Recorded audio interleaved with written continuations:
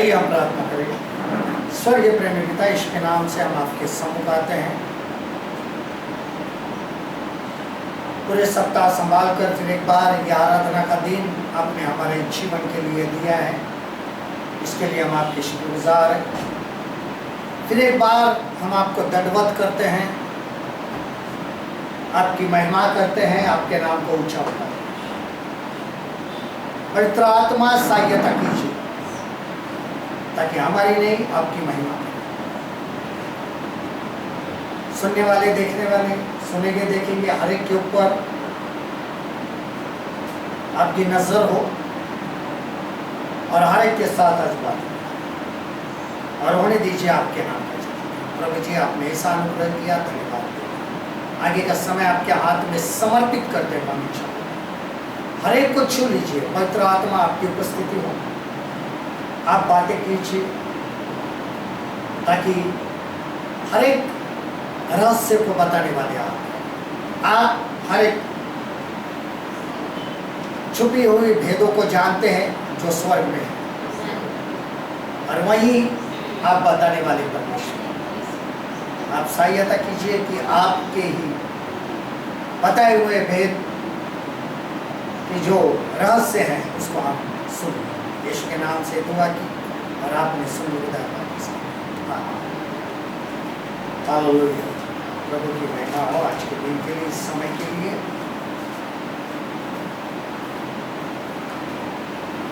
अपने वचन की ओर चलेंगे। आज का वचन है रोमियो की पत्री 8 अध्याय, रोमियो की पत्री 8 अध्याय और इसका 15 पद, रोमन्स चैप्टर 8 वर्स 15, और इफिसियों की पत्री 1 अध्याय और 5वां पद, इफिशियन चैप्टर 1 वर्स 5, रोमियो की खत इसके 8 बाब का 15 कलाम और इफिसियों का खत इसका पहले बाब का 5 कलाम। और आज का शीर्षक है ब्लेसिंग्स फ्रॉम एडॉप्शन, ले पालकपन की आशीष, यानी गोद लेने से आशीष। वचन को पढ़ते हैं। क्योंकि तुमको दासत्व की आत्मा नहीं मिली कि फिर भयभीत हो, परंतु ले पालकपन की आत्मा मिली है, जिससे हम हे अब्बा, हे पिता कहकर पुकारते हैं। क्योंकि तुमको गुलामी की रूह नहीं मिली जिससे फिर डर, जिससे हम अब्बा यानी ऐ बाप कहकर पुकारते हैं, ऐसी रूह हमें मिली। उसके बाद इफिसियों 1 का 5 हम पढ़ेंगे। और अपनी इच्छा के भले अभिप्राय के अनुसार हमें अपने लिए पहले से ठहराया है कि यीशु मसीह के द्वारा हम उनके ले पालक पुत्र हो। उसने अपनी मर्जी के नेक इरादे के मुआफिक हमें अपने लिए पेशतर से मुकर्रर किया कि यीशु मसीह के वसीले से उनके ले पालक बेटे। और यहाँ पर ले पालकपन यानी गोद लेने की आशीष है। क्या होता है जब हम यीशु मसीह को अपना उद्धारकर्ता ग्रहण कर लेते हैं, तो उनके बेटे के वसीले से, खुदावंद के बेटे के वसीले से, यानी यीशु मसीह के द्वारा हम परमेश्वर के क्या बनते हैं? ले पालक पुत्र बनते हैं। और ले पालक जब हम बनते हैं तो हम हमेशा देखते हैं, अगर दुनिया के तौर तरीके में भी अगर आप देखेंगे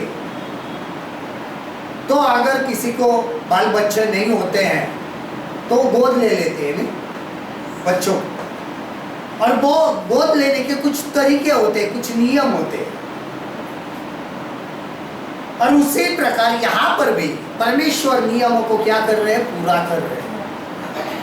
जब गोद लिया जाता है किसी बच्चे को इस दुनिया में, तब जो कानूनन कार्रवाई होती है वो पूरी करनी जरूरी होती है। उसके लिए कागजात बनते हैं।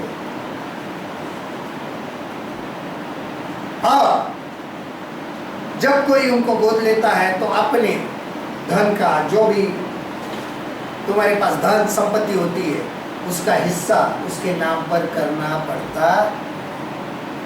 उसी प्रकार यहां पर जो बातें हमें मिलती है, यीशु मसीह के वसीले से परमेश्वर के हम बेटे बनते हैं, पुत्र बनते हैं, लेपालक। तब होता क्या है, तो सबसे पहली बात होती है कि वे परमेश्वर के प्रेम के विशेष पात्र बन जाते हैं। क्या बन जाते हैं? विशेष पात्र, परमेश्वर के प्रेम के विशेष पात्र। देखिए यूहन्ना रचित सुसमाचार 17 अध्याय का 23 पद, यूहन्ना 17 का 23, जॉन चैप्टर 17 वर्स 23, यूहन्ना की इंजील 17 बाब का 23 कलाम। मैं उनमें और तुझ में, तू मुझ में, कि वे सिद्ध होकर एक हो जाए और संसार जाने कि तू ही ने मुझे भेजा, और जैसा तूने मुझसे प्रेम रखा है वैसा ही उनसे प्रेम रखा। कितनी बड़ी बात है। देखिए उर्दू भी कहाँ है, यूहन्ना 17 बाब का 23 कलम, मैं उनसे और तू मुझ में, ताकि वो कामिल होकर एक हो जाए और दुनिया जाने कि तू ही ने मुझसे भेजा, और जिस तरह के तूने मुझसे मोहब्बत रखी उनसे भी मोहब्बत रखी। आप जब किसी को गोद लेते हैं, कभी कभी जिनको संतान होती है वो भी गोद ले लेते हैं, नहीं? अनाथ बच्चों को, इनको एक चलो भाई गोद ले। लेकिन यहाँ पर जो बातें बताई गई है वो बहुत महत्वपूर्ण है। वो ये है कि अगर तुम्हारे पहले बच्चे हैं तो जैसे आप अपने बच्चों पर प्रेम करते हो वैसे उन पर भी, कोई कम ज्यादा नहीं होना चाहिए। ये गोद लिया हुआ है, ये इसको कम करेंगे। या कभी कभी गोद लेने के बाद भी उस परिवार को अपने बच्चे भी होते, उसके बाद में होते,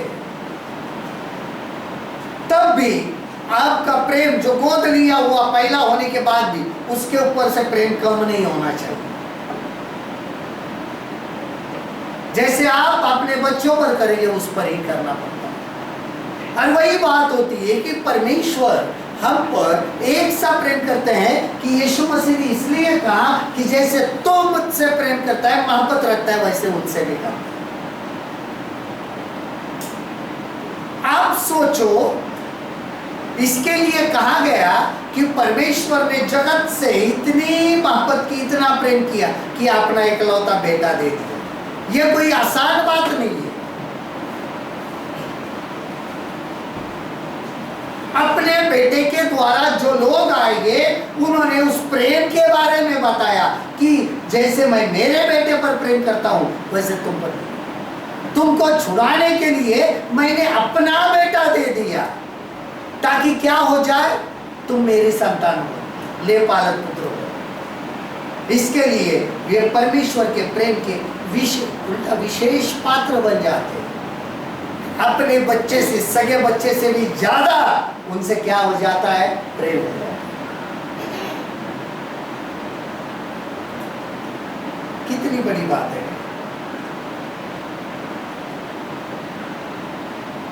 उनके बेटे तो है ही है प्यारे, लेकिन उनसे भी ज्यादा वो हमसे प्रेम करते हैं।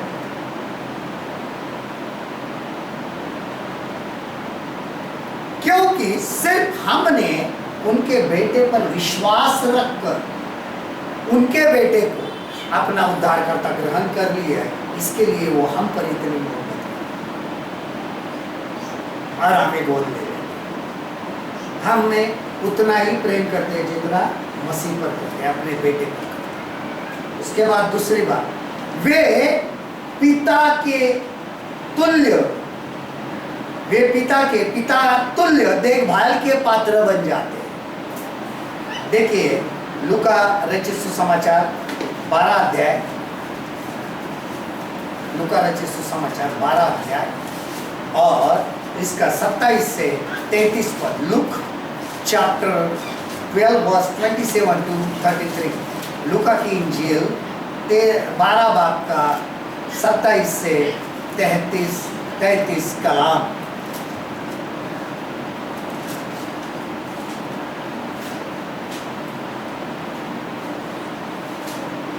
शोषण के पेड़ों पर ध्यान करो कि वे कैसे बढ़ते, वे न परिश्रम करते न काटते हैं। तो भी तुमसे कहता हूं कि सुलेमान भी अपने सारे वैभव में उनमें से किसी एक के समान वस्त्र नहीं पहने हुए न था। इसलिए यदि परमेश्वर मैदान की घास को जो आज है और कल भाड़ में झोंकी जाए ऐसा पहनाता है, तो है अल्पविश्वासियों, वह तुम्हें क्यों न पहनाएगा। और तुम इस बात की खोज में न रहो कि क्या खाएं और क्या पिए, और न संदेह करो, क्योंकि संसार की जातियां इन सब वस्तुओं की खोज में रहती है। और तुम्हारा पिता जानता है कि तुम्हें एक वस्तुओं की आवश्यकता है, परंतु उसके राज्य की खोज में रहो तो ये सब वस्तुएं भी तुम्हें मिल जाएगी। है छोटे झुंड मत डर, क्योंकि तुम्हारे पिता को यह भाया है कि तुम्हें राज्य दे। अपनी संपत्ति बेचकर दान कर दो और अपने लिए ऐसे बटुए बनाओ जो पुराने नहीं होते, अर्थात स्वर्ग पर ऐसा धन इकट्ठा करो जो घटता नहीं और जिसके निकट चोर नहीं जाता और कीड़ा नहीं बिगाड़ता। पिता के तुल्य जब एक बाप अपने सगे बेटे से और सगे बेटे की जैसी देखभाल करता है, वैसे गोद लिए हुए बेटे की भी देखभाल करता। उन्होंने फूलों का उदाहरण दिया, घास का उदाहरण दिया। अगर हम इस घास को और इस फूलों की बात को अगर हम समझ जाएंगे तो हम जिंदगी की असलियत को भी समझ जाएंगे।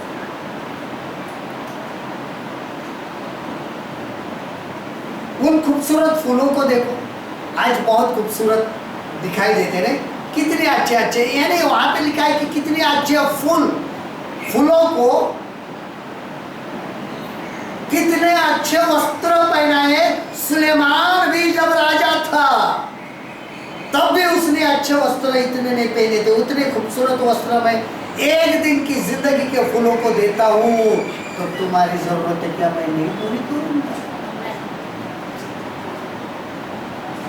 जब हम ले पालक है तो उतना ही जितना फूलों को हो जाते, हम फूलों से भी बढ़कर है। हमें गोद लिया, दरख्तों को, फूलों को, घासों को उन्होंने गोद नहीं लिया, हमें गोद लिया है। जो दरख्त आज है कल बाद में आग में झोंके जाएंगे, उनको जलाया जाएगा। जब उनकी उतनी सुधि लेता है, उतना खूबसूरत बनाता है, तो जो हमें यीशु के लहू से हमें गोद लिया है, हमें कितनी हर जरूरत को पूरा करेंगे और कितनी हर एक अच्छी बातों से नवाजेंगे। इसके लिए यहाँ पे लिखा है कि शक न करो, संदेह न करो कि मिलेगा क्या नहीं। पिता के तुल्य,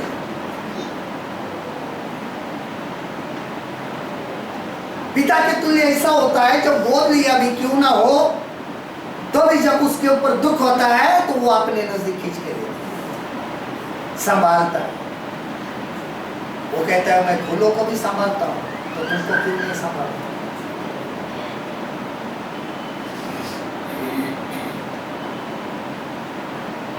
यहाँ वहां पर धन जमा हो, जब हम ले पालक पुत्र बनते हैं तो हमारा धन वहां पे रहता है। हम यहाँ की धन की बात करते हैं,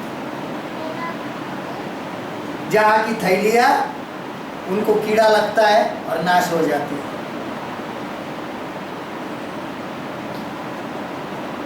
हम उस सापेक्षा में नहीं रहते कि स्वर्गीय राज, आसमानी जिंदगी हमें मिलने वाली, वहां का धन हमें मिलने वाला है,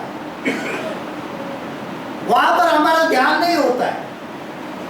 अगर हम ले पालक है तो उसके धन के ऊपर हमारी नजर होनी चाहिए कि वो मुझे मिलेगा स्वर्ग के राज्य में।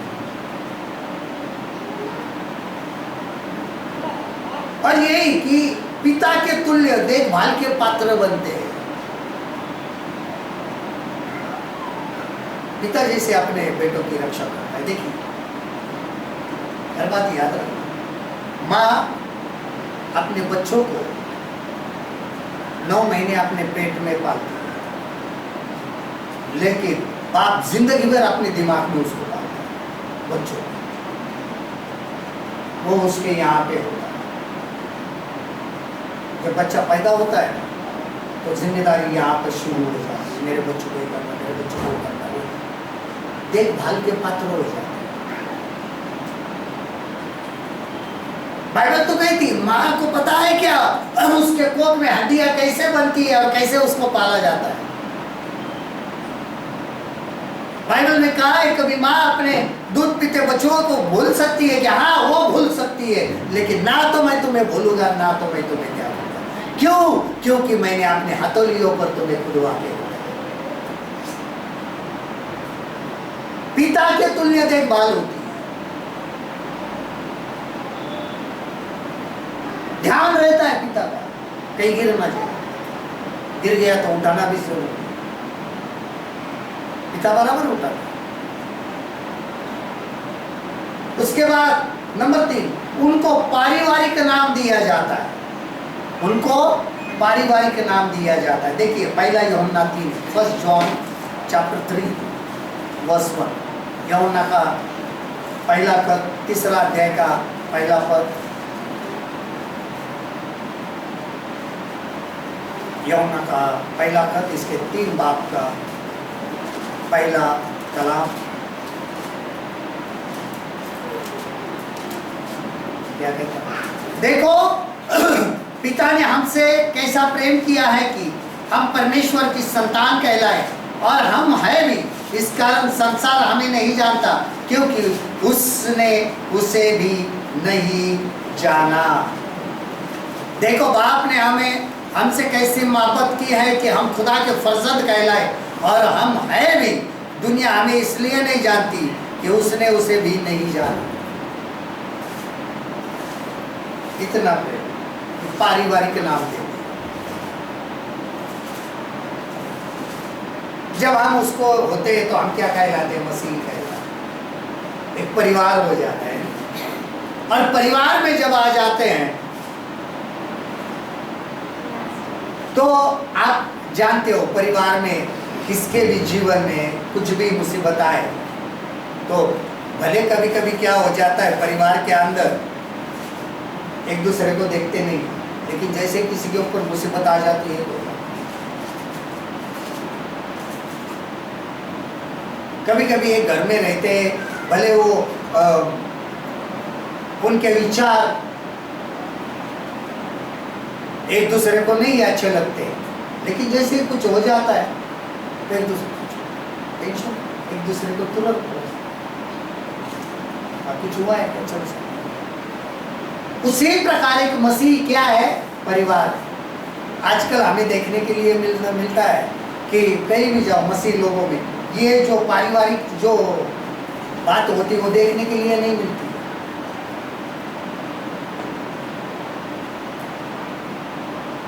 बिल्कुल नहीं मिलती।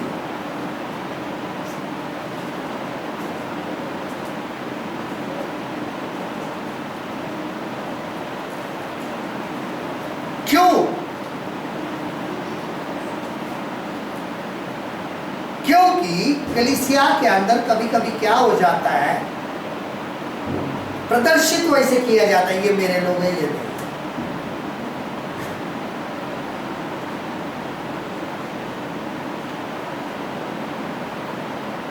कुछ खास लोगों को इस संगति में लेकर क्या होता है, या तो लोगों को लगता है कुछ उन्हीं लोगों को हमको ही साथ में लेके चलो, बाकी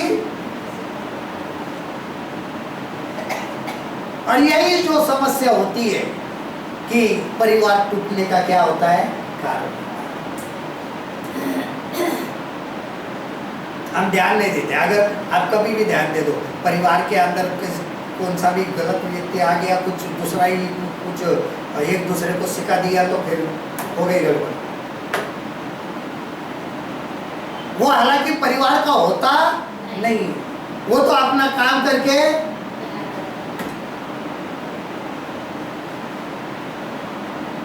बहुत बार हमने, ठीक मसीह कलीसिया की बात नहीं कर रहा हूं मैं, परिवारों में भी हम देखते हैं। और फिर जब हो जाते हैं, फिर जब एक हो जाते हैं, यार हमने गलत किया वो साथ में, लेकिन बहुत कुछ तब नुकसान हो गया होता है, वो समझ में नहीं आता है। हर प्रकार कलीसिया में हो, ये इसके लिए मुझ में बने रहोगे तो। यूहन्ना 15 अध्याय क्या कहता है? मुझ में बने रहो, मेरा बाप माली है। और यही होता है कि हमें पारिवारिक नाम दिया है, उस नाम के साथ हम मसीह हैं, चलना बहुत जरूरी हो जाता है। हम उसके परिवार के लोग कहलाते हैं। उसके बाद नंबर 4, उनके परिवार से समानता होती है। क्या होती है? समानता। देखिए रोमियो 8:29, रोमन्स चैप्टर 8 वर्स 29, रोमियो का खत 8 बाब का 29 कलाम। क्योंकि जिन्हें उसने पहले से ही जान लिया है, उन्हें पहले से ठहराया भी है कि उसके पुत्र के स्वरूप में हो, ताकि वह बहुत भाइयों में पहलौठा ठहरे। आमीन। क्योंकि जिनसे उसने पहले से जाना, उनको पहले से मुकर्रर भी किया कि उनके बेटे के हम शक्ल हो, ताकि वो बहुत से भाइयों में पहलौठा। हम शक्ल ले पालक जो होते हैं, बाद में वो असली पुत्र के हम शक्ल बन जाते हैं। फिर पता नहीं चलता है उनको गोद लिए हुए। जब वहां पे उस परिवार में लोग बढ़ते हैं, जो होते हैं, उनका रहन सहन, उठना बैठना सब उस परिवार के जैसा हो जाता है, उनके बच्चों के जैसा हो जाता है। तब कभी समझ में नहीं आता है कि इसको गोद लिया हुआ है या ये ले पालक। उसी प्रकार जब हम खुदावन के बेटे के हम शक्ल हो जाते हैं, समानता, पारिवारिक समानता कहते हैं उसको वो दिया तो उसको भी वो दिया। वस्त्र भी एक जैसे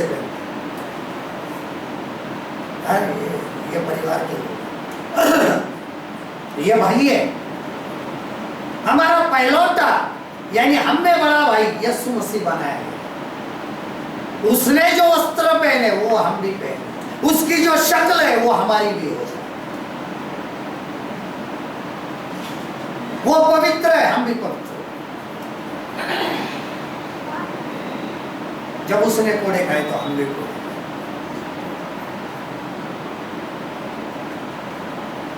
जब बड़े भाई को कुछ हो रहा है तो लोग दौड़ के, बाकी के भाई भी दौड़ते हैं, उसको क्या हो रहा है, चलो।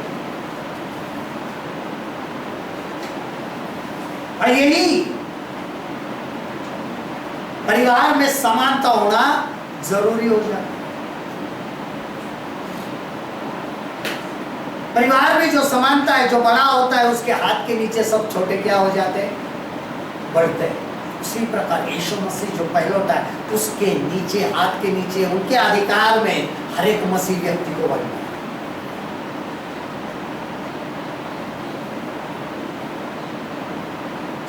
यहां पर कोई भी सेवकाई करने वाला, वो भी लेपालक है, वो भी गोद लिया हुआ है,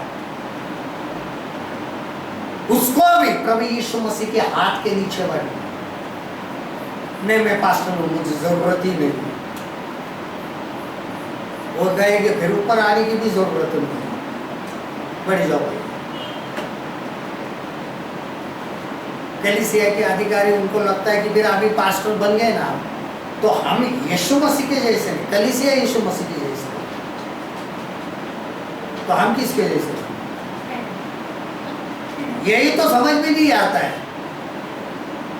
कि हम भी उनमें क्या हो जाते। ये अधिकार छोड़ दिया तो कुछ नहीं है।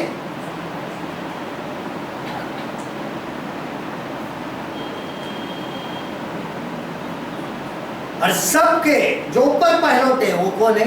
यीशु मसीह। हर एक मसीह व्यक्ति को उनके हाथ के नीचे, उस परिवार में रहना है तो उनके हाथ के नीचे हमें रहना पड़ेगा। वो अधिकार उनको दिया है।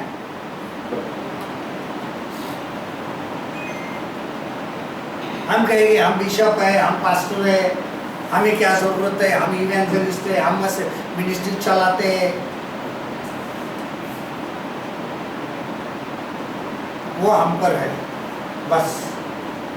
ताकि परिवार में समानता आ जाए। क्या आ जाए? इसके लिए जो फिलाडेल्फिया कलीसिया को देखते हैं कि उसको कहाँ है? बंधु प्रेम की, भाईचारे की कलीसिया, भाईचारे के प्रेम की कलीसिया। जो कलीसिया उठाई जाने वाली,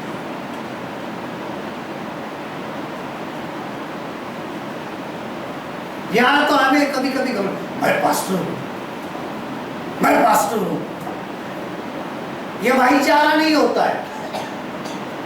वो समानता होनी जरूरी है। उनके ओहदे का अधिकार उनको दे देते हैं लोग, बोलने की जरूरत नहीं होती। और जब बोलने की जरूरत पड़ती है तो इसका अर्थ क्या हो जाता है? तुम बुलाए गए नहीं हो, तुमने अपने आप को पासवान क्या कर लिया है? बनाया। इसके लिए यहाँ पर ले पालकपन में कोई पासवान ने, कोई बिशप ने, हर एक ले पालक है। वो उस शब्द की ओर ध्यान देना, एडॉप्शन। जितने भी हम एडॉप्टेड है, जितने भी हम ले पालक है, हमें समानता मिलने वाली। इसके लिए समानता मिलने के लिए हमें मसीह के समान होना। उसके बाद उनको पारिवारिक प्रेम प्राप्त होता है। पहला यूहन्ना 3:14, यूहन्ना का पहला पत्र 3 अध्याय 14 और 1 जॉन चैप्टर 3 वर्स 14।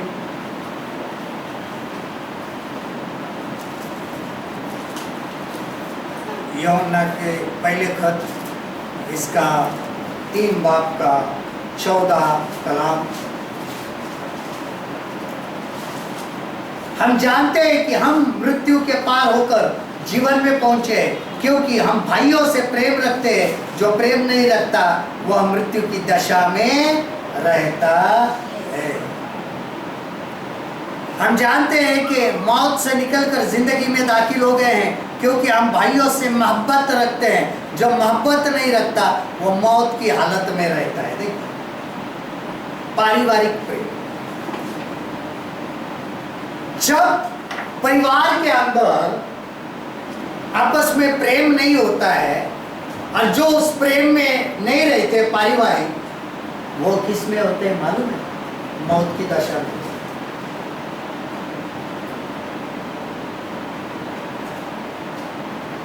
लोग क्या कहते हैं?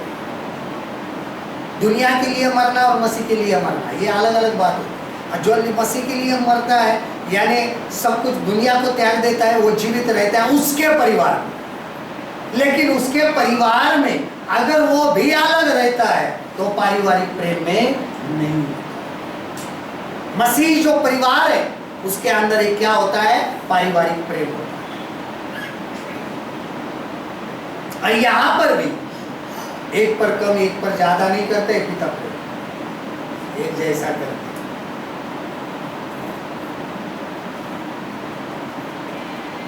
परमेश्वर पिता जो परिवार से प्रेम करते हैं, एक जैसा प्रेम। हम कभी कभी उस प्रेम के तरफ ध्यान नहीं देते।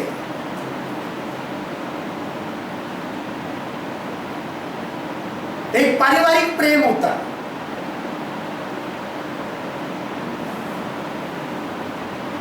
परमेश्वर हमें देखता है कि मैं इनका बाप हूं। जो प्रेम मैंने मेरे बेटे के द्वारा कर कर इनको गोद लिया है, वैसा ही आपस में प्रेम करते हैं।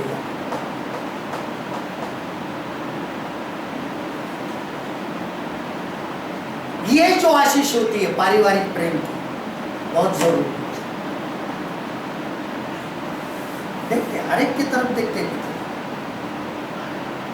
गोद लिए इसके लिए तो हम कहते हैं हमारे बाप, आप जो स्वर्ग में आसमान में है, आपका नाम पाक माना जाए। मैं तो किसकी हिम्मत है उनको बाप कहने? हमें तो अधिकार मिला है बेटे के द्वारा। इसके लिए यीशु मसीह ने कहा था, इस तरह तुम दुआ किया करो।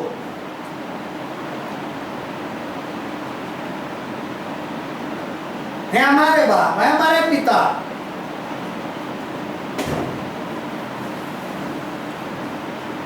कि पिता से मांगो, पिता है, मेरे नाम से जो भी मांगोगे पिता दे।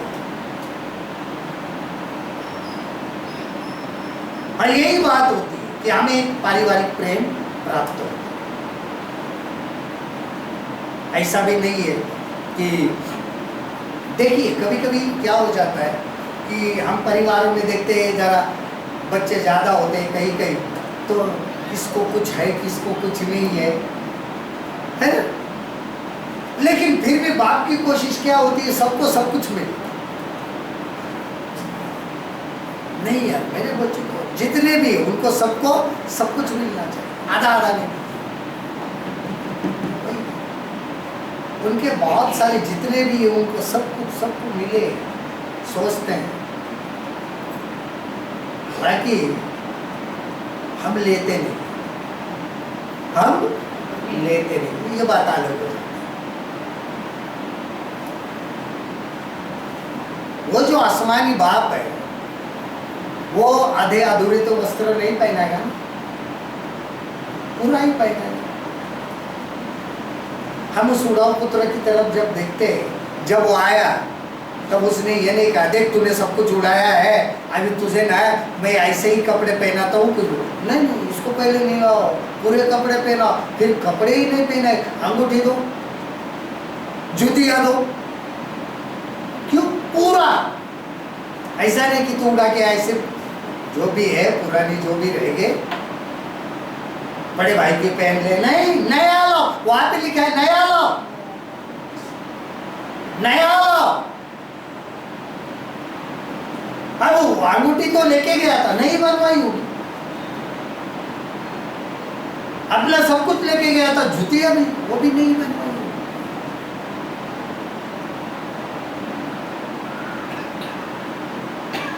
ये जो होता है बहुत जरूरी होता है कि हम इस बात को समझें, पिता कैसे प्रेम कर। उसके बाद उनमें पुत्रवत की आत्मा होती है, उनमें पुत्रवत की आत्मा होती है। रोमियो 8:15 देखिए क्या हमने पढ़ा था, क्योंकि तुमको दासत्व की आत्मा नहीं मिली कि फिर भयभीत हो, परंतु लेपालक की आत्मा, क्योंकि तुमको गुलामी की रूह नहीं मिली जिससे फिर डर पैदा हो, बल्कि लेपालकपन की रूह मिली जिससे हम अब्बा यानी ऐ बाप कहकर पुकारते हैं। हमारे अंदर जब पुत्रत्व की आत्मा है तो हमारे अंदर डर क्यों होना चाहिए? मुझे मेरे बाप के सामने जाने को डर नहीं होना चाहिए। अब मेरा बाप मेरे साथ है तो मैं दुनिया से क्यों डरूं, मैं शैतान से क्यों डरूं, मैं शैतानी बातों से क्यों डरूं? हमारे अंदर जब डर हो जाता है तो इसका अर्थ है कि तुम्हारे अंदर अभी तक पुत्रत्व की आत्मा।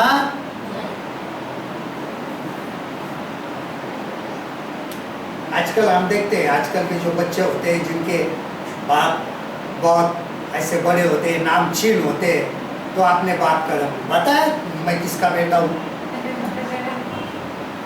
मेरा बाप कौन है पता है।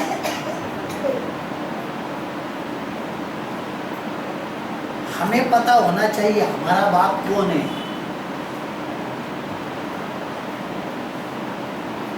जिसने आसमान और जमीन को बनाया वो अगर मेरा बाप है तो जो चीजें बन गई है उसको मैं क्यों डरूं, क्योंकि बनाने वाला मेरा बाप है।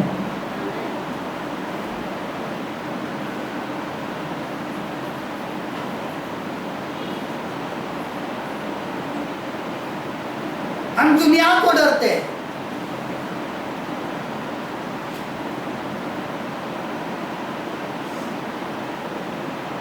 बहुत लोग डर रहे, वो रशिया में ये हो रहा है, यूक्रेन वॉर हो रहा है, अभी थर्ड वर्ल्ड वॉर होगा, ये होगा वो होगा। करना कराना नहीं, वो सब बाप के हाथ में है।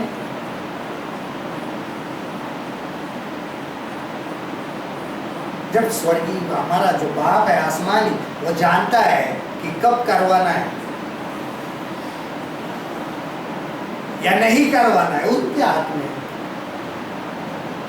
आपको क्या लगता है, ये भले इनको चलाने वाला शैतान होता है लेकिन फिर भी कंट्रोल उसके हाथ में होता है। लोग डर रहे, पुतिन बॉम्ब डालेगा, ये डालेगा, फिर क्या होगा, पुतिन को डर रहे। पुतिन को क्यों डर रहे, वो किसका बाप है? हमारा बाप थोड़ी ना है वो। हमारा बाप तो जिसने संसार को बनाया, जिसने दुनिया को बनाया, जिसने कायनात को बनाया, जिसने हर एक इंसान को बनाया, वो बाप मेरा बाप है। तो मैं ये दुनिया की चीजों से क्यों डरूं? क्योंकि मेरे अंदर पुत्रत्व की क्या है, आत्मा है।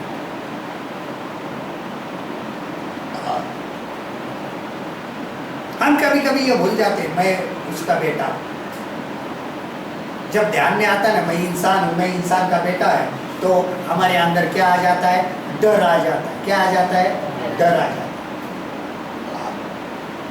क्योंकि हम भूल जाते हैं कभी कभी हमारे अंदर जो रूह है, जो आत्मा है, पुत्रत्व की आत्मा, हम क्यों। उसके बाद उनकी पारिवारिक सहभागिता होती है।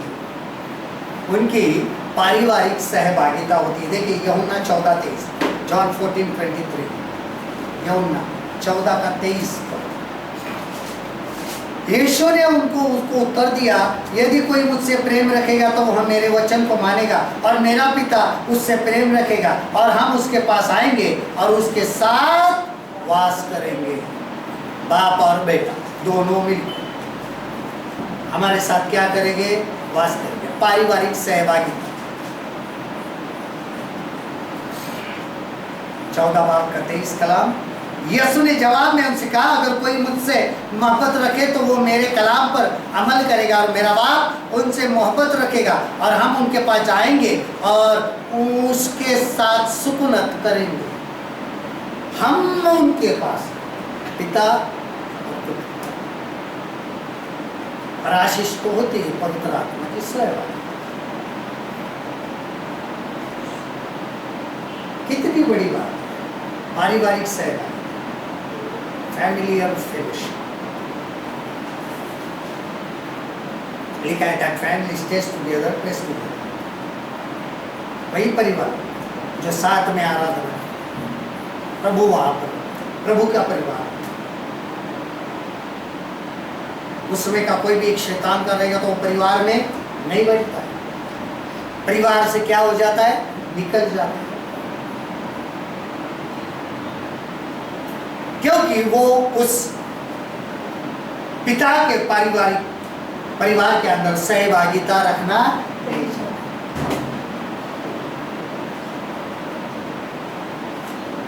ओके, कभी इंसान की जिंदगी से भी उस व्यक्ति को क्या हो जाता है, निकलना पड़ता है।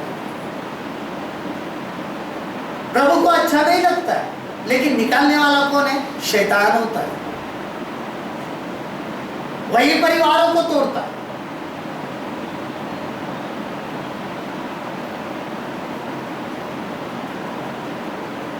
और ये बात जो होती है पारिवारिक सहभागिता, पिता और पुत्र गए जाने दो, हम तो है। इसके लिए आप देखिए आदम और हवा के साथ पिता पुत्र पवित्र आत्मा आते थे, वही परमेश्वर आते थे, उनसे मिलते थे। पारिवारिक सहभागिता। जैसे उन्होंने पाप किया, उनको उस घर से निकाल दिया, परिवार से निकाल दिया, और फिर परिवार में मनुष्य को लाने के लिए अपने बेटे को भेज दिया, ताकि फिर से परिवार बन जाए।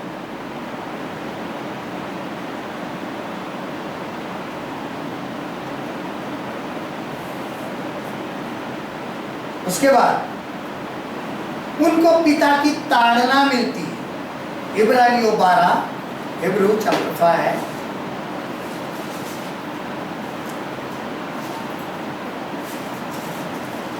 इब्रानियों 12, हिब्रू चैप्टर 12, 5 से 11 तक वचन है, लेकिन मैं उसमें के कुछ 8, 9, 10, 11 वचन पढ़ूंगा। देखिए, अच्छे 5 से ही पढ़ लेता, कोई टेंशन नहीं।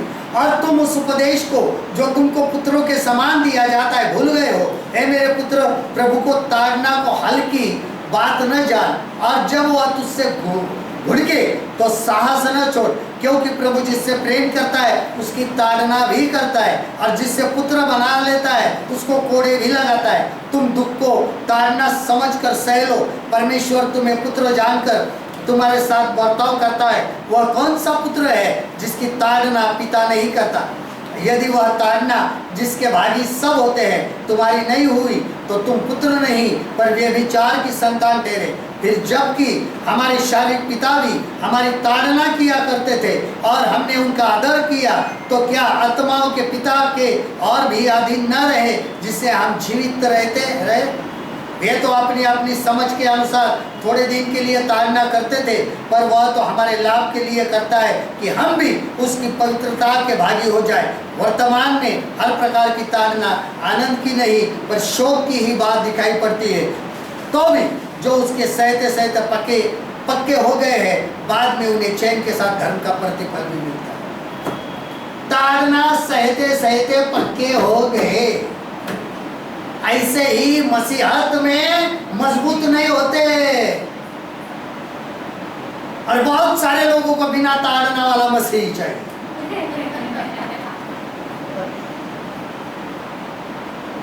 तो आप कभी पक्के नहीं रहे। उर्दू में अगर 8 से 11 पढ़ेंगे तो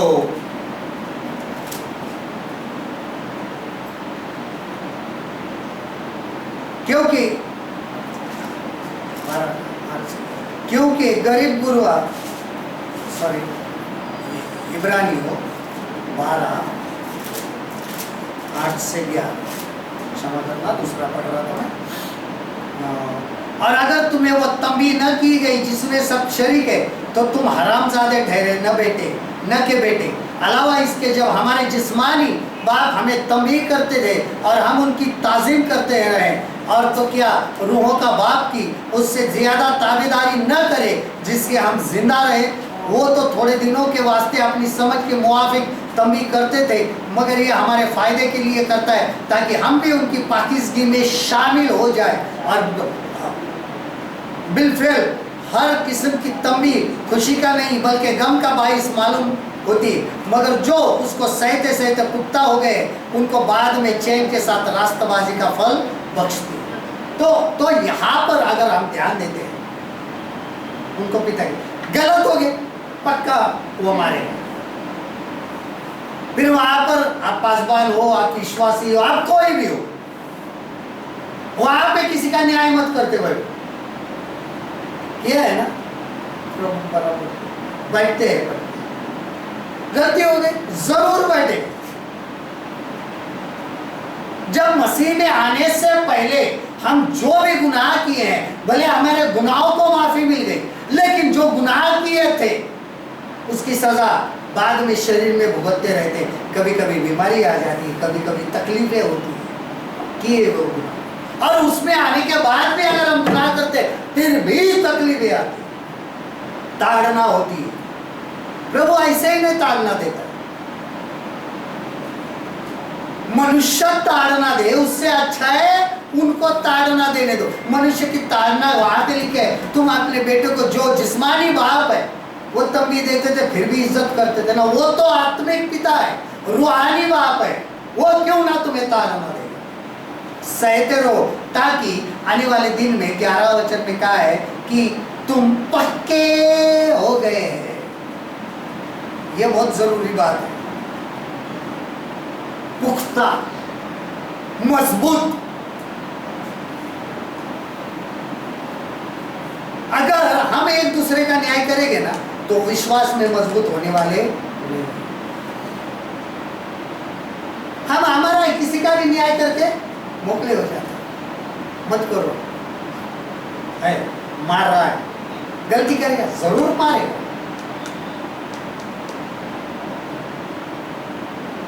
कभी कभी मार भी मिलती, लोगों को समझ में नहीं आती, समझ गए तो बहुत अच्छा। उसके बाद उनको पिता की सांत्वना प्राप्त होती। दूसरा कुरिन्थियों 1:14, दूसरा कुरिन्थियों 1:14, 2 Corinthians 1:14, कुरिन्थियों का दूसरे पत्र 1 अध्याय और 14 पर जैसा तुम में से कितनों ने मान लिया है कि हम तुम्हारे घमंड का कारण है, वैसे तुम भी प्रभु यीशु के दिन हमारे लिए घमंड का कारण ठहरो। देखिए कितनी बड़ी बात है, पिता की सांत्वना प्राप्त हो। बहुत सारे लोग पिता की सांत्वना को मानते नहीं।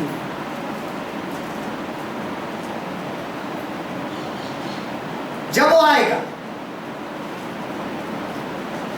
तो वहां पे पौलुस कहते हैं हम घमंड का कारण करते हैं, हमारे उनके साथ है, हम एक सब एक साथ। चौथा पद भी देखो क्या कहता है, वह हमारे सब क्लेशों में शांति देता है ताकि हम उसके शांति के कारण जो परमेश्वर हमें देता है उन्हें भी शांति दे सके जो किसी प्रकार के क्लेश में हो।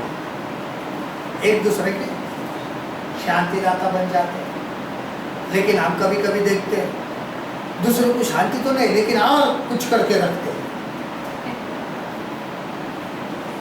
जिनके खुद के जीवन में शांति नहीं होती ना, वो दूसरे के जीवन में कभी शांति बर्दाश्त नहीं करते।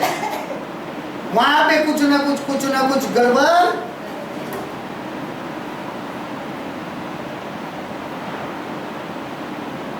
लेकिन खुद नहीं, यार मैं ही शांति में नहीं तो मैं क्यों दूसरों को अशांति में रखूं। सांत्वना देता है, पारिवारिक सांत्वना होती है। तो वो जो शांति में नहीं है ना, वो परिवार में नहीं है,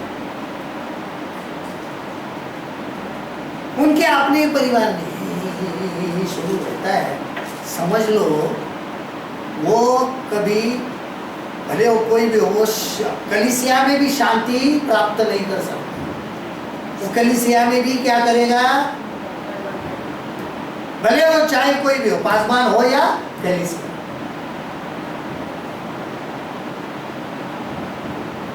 उनके दिमाग में सब खिचड़ी बनी हुई रहती है।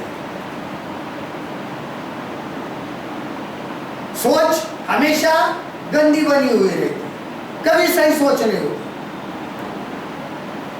दूसरे की शांति में हो गया, वो क्यों शांति में। ये पारिवारिक शांति जो सांत्वना होती है बहुत जरूरी। और उसके बाद आखिरी, वे पिता के पैतृक उत्तराधिकार प्राप्त करते हैं। उत्तराधिकार पहला पत्र से 4, 1 Peter 1:4।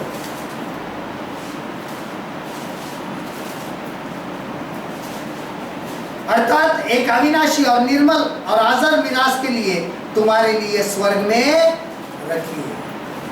वहां की मिरास, वहां का उत्तराधिकार हम कहाँ ढूंढ रहे हैं, ताकि एक गैर फानी और बेदाग और लाजवाल मिरास को हासिल हो जो नाश होने वाली नहीं। हम इधर ही उत्तराधिकारी होना चाहते हैं।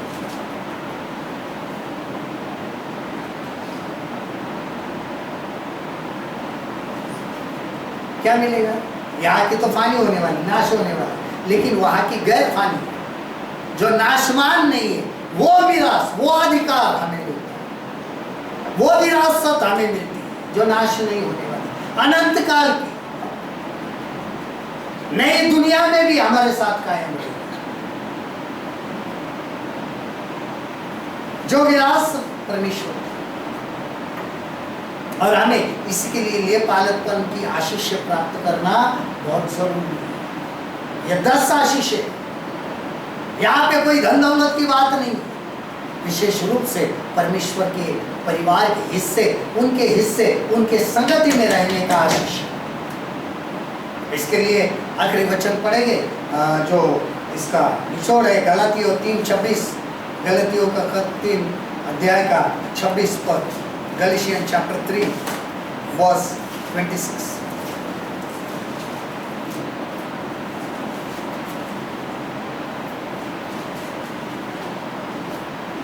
क्योंकि तुम सब उस विश्वास के द्वारा जो मसीह यीशु पर है परमेश्वर की संतान। उस विश्वास के द्वारा जिसका ईमान खुदावंद यीशु पर, तुम खुदावंद के बेटे हो। क्योंकि तुम सब उस ईमान के वसीले से जो मसीह यीशु में है खुदा के फर्जंद, खुदा के औलाद, खुदा की संतान। यही होता है, ये पालकपन की क्या होती है? आशीष। आइए धन्यवाद देते हैं, आपकी महिमा करते हैं फिर एक बार।